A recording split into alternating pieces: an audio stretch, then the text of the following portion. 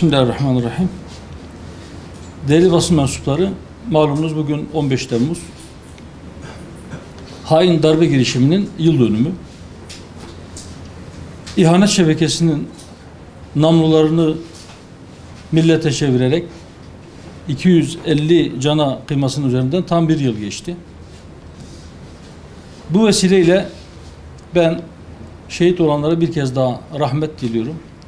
Başta yakınları olmak üzere bütün milletimize de bir kez daha sabır ve başsağlığı diliyorum.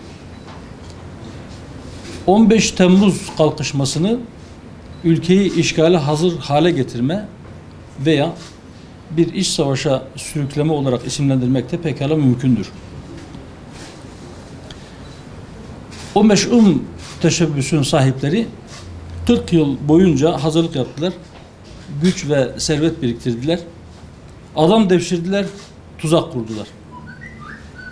40 yıl boyunca önleri açıldı, palazlandırıldılar, zulümlerine seyirci kalındı, devlet desteğiyle başkalarını tüketerek büyüdüler.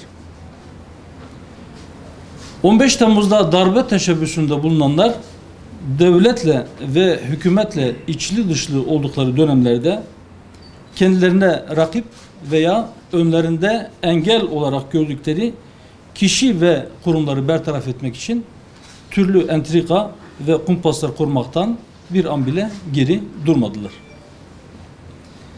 Bunun için sahip oldukları medya organlarıyla birlikte resmi makamları ve sahip oldukları yetkileri de sonuna kadar kullandılar. Bu zulümlerin pek çoğunu da devlet yetkililerinin, devleti idare edenlerin bilgisi ve onayıyla yaptılar.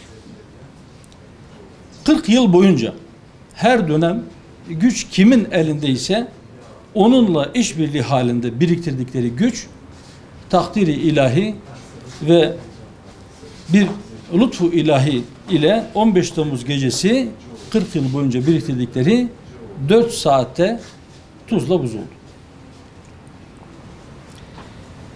Milletimiz daha önceki darbe teşebbüslerinde olduğu gibi olaylara seyirci kalmadı. İlk andan itibaren alanlara çıkıp darbe teşebbüsünü püskürttü. Bu bir halk devrimiydi.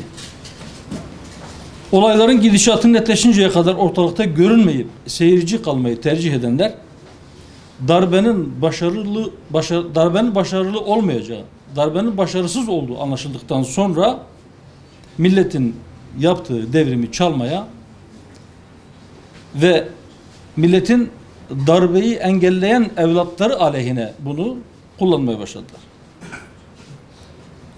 Darbecilere karşı en ön safta göğüslerini siper eden dindar halkı ve mensup oldukları cemaatleri, tarikatları FETÖ ihanet şebekesiyle aynı kefeye koyanlar, FETÖ'nün iplerini elinde tutan odakların amaçlarına hizmet etmektedirler. FETÖ, hain planlarını perdelemek ve gerçek niyetinin fark edilmesini geciktirmek için cemaat adı altında çalışmalarını yürüttüğü için en büyük zararı da dini kurum ve kavramlara verdi. Nasıl ki asker üniforması ile darbeye teşebbüs ettikleri için bütün askerlerin veya bizatihi askerlik kurumunun kötülenmesi mümkün değil ise, melanetlerini gizlemek için kendilerine cemaat ismi vermiş olmaları da bu nedenle İslami bir kavram olan cemaat mefhumunun kötü görülmesi ve İslami cemaatleri FETÖ ile aynı kefeye koymakta mümkün değildir. Aksine davranış zulümdür. İşi daha da ileriye götürüp İslam'a cephe açılması ise cinayettir. Unutulmamalıdır ki 15 Temmuz gecesi sokağa çıkıp darbe teşebbüsüne direnenlerin başında İslami cemaatler gelmektedir. Bu hususu unutanlara hatırlatıyoruz. Unutturmak isteyenlere karşı da milletçe uyanık olmak gerektiğini bir kez daha ihtar ediyoruz. Milletimize de diyoruz ki bir yıl önce gerçekleştirdiğiniz devrimi çaldırmayın, sahip çıkın. Değerli basın mensupları, başta Sayın Cumhurbaşkanı olmak üzere pek çok kişi hiçbir şey 15 Temmuz öncesi gibi olmayacak dedi ve halen de demeye devam ediyorlar. FETÖ mensuplarının sızdıkları devlet kadrolarından temizlenmesi için bir yıldır yoğun bir şekilde çalışmalar sürüyor. Ancak yıllarca FETÖ'nün zulmüne maruz kalmış ve sabırla bu zulmün sona ermesini bekleyen mazlumların pek çoğu FETÖ'nün zulmünü çekmeye devam ediyorlar. FETÖ yargısının zulmen ceza verdiği insanlar cezaevlerinde ömür tüketmeye devam ediyorlar. İnsanlar FETÖ'nün oluşturduğu devlet hafızası nedeniyle güvenlik soruşturmalarından geçemediği için mağduriyetler yaşamaya devam ediyorlar. Darbe teşebbüsünün yıl dönümünde yine bir 15 Temmuz günü yetkililere aracılığınızla çağrıda bulunuyorum. FETÖ'yü devlet kurumlarından temizlemeniz yetmez. FETÖ'nün zulümlerinin sonuçlarını da temizlemek gibi bir borcunuz vardır. Ergenekon ve balyoz sanıklarını dışarıya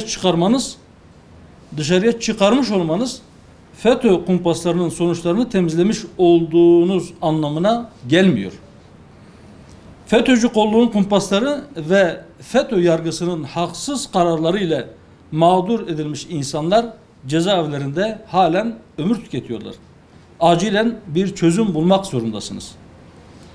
Kendine yapılan haksızlığın hesabını sorarken bu yapının mağdurlarına sahip çıkmamak, bu yapının diğer mağdurlarına sahip çıkmamak zulümde ona ortak olmaktır. FETÖ mensuplarını devlet kadrolarından temizlerken de teraziyi hassas tutun ve ilgisiz insanları mağdur etmeyin.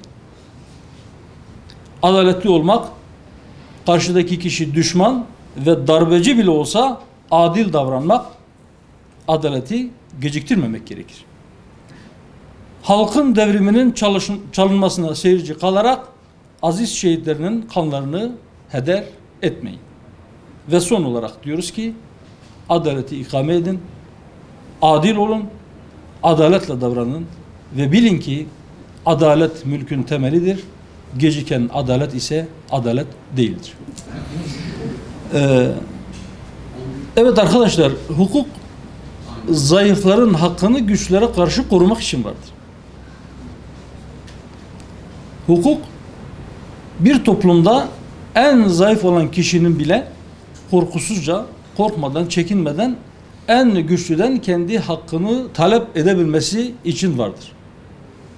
Ama maalesef Türkiye'de belki 10 yıllardır, hatta 100 yıldır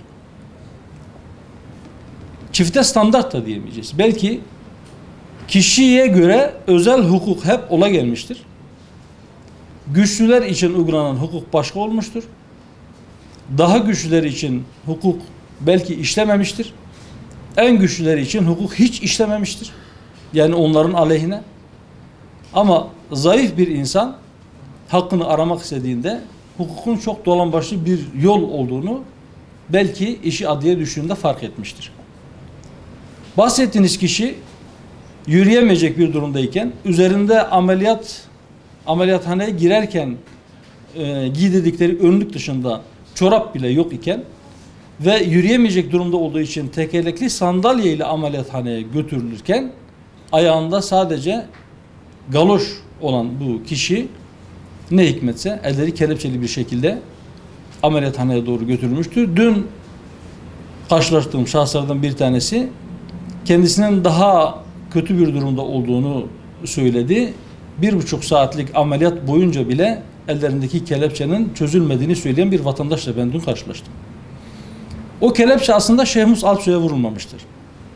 O insanlığa bir darbe vurmuştur. İnsanlığı insanlığından utandıran bir görüntüydü o. Ve maalesef böyle görüntüleri bizler bir müddet daha yaşamaya devam edeceğiz. Çünkü her bir kimse sadece kendisine veya kendisine yakın gördüğü kişiye yapılan bu hukuksuzlukları gördüğünde tepki veriyor. Toplumsal olarak haksızlık kime yapılırsa yapılsın tepki vermeyi henüz öğrenemedik. Biraz önce söyledim.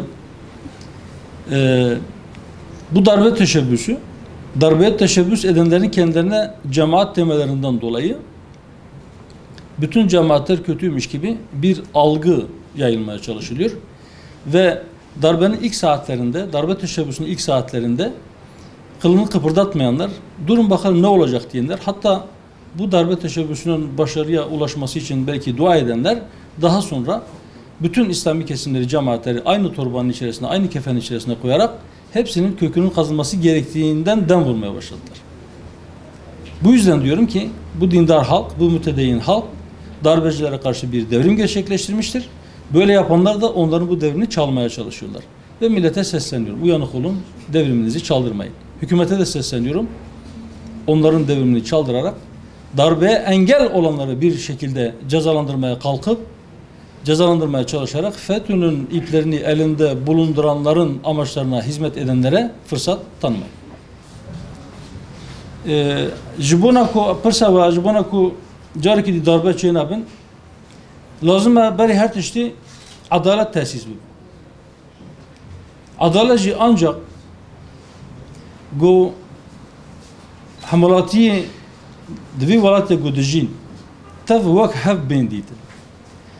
تشتي جوجيكيرا حقبة جي إدير جي حق بديتن وكي دعوة حقك بك ويا حقبة نبي والسرة حقي بيضاين بوشكل عدالة تأسيس ببا وشيخوي براتي ورا وشيخوي ملات حرب بقرا ضربة بازده ترمه أجر كي نشو بسري أجر كي أو كسي جوفي تشابوسي كرن نجشن مرادي خوا برينا شو مجو ملت بو يك وجود لدجي ودركت tabi tanku, topu, tayarı xwe tabi 205 insan kuştun jî negiştin muradê xwe millet wan mecbur kir ku paş ve vekişin. Eger adalet tune ve yekîtî nav millete tune be. Her çi qas ki masî adalet jî millet ji bona ku nekeve rewşeke xerabtir li dijî vê darbê derke li eger millet ji hevdû bela wela bibe eger ki adalet tune be eger ki yekîtiya millet xerab bibe او کسی کو بخوازن دربیا بکن و تم و زمینش خورا ببینن و فرصت ببینن داویجی لوان تشابوس نه یعنی نه بتنی اف تشابوس دربیا پازده هترمی لترکیه حتی نه ایرو چیغاز دربیا چی بونه دپشتون دربیا تابیده امریکا هبی از بسا باور دکم گوجنها پیدا اگر کی تشابوس دنجی چی به و امریکا پشتون باشه li tabi viye ki gelo dostaniya Türkiye ve Amerika çıma devam dike yan jî aviya dostaniya yan tiştekî diye birastî az wisa difikirim halê hazir Türkiye neyarê xwe dîtiye najî kiriye lê ji mecburiyetê belkî ji tenebûna cesaretê newêre neyarê xwe binav bike bêje Amerika neyarê min